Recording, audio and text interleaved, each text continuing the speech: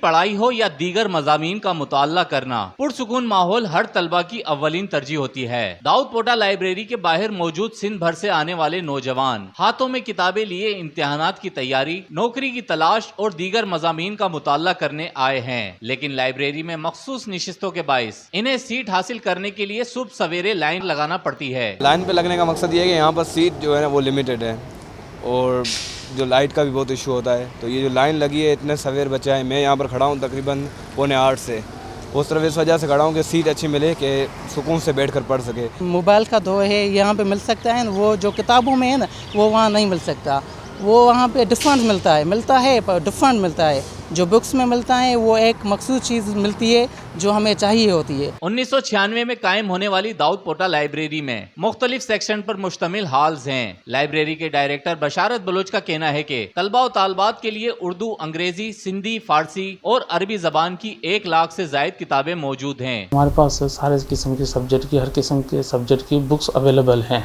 Mobile وغیرہ میں کوئی چیز جو ہے نا وہ اوپن پوری کتاب ہوتی ہے، کہیں پر نہیں ہوتی، اور بچے جو موبائل پہ اتنا فوکس نہیں کر سکتے۔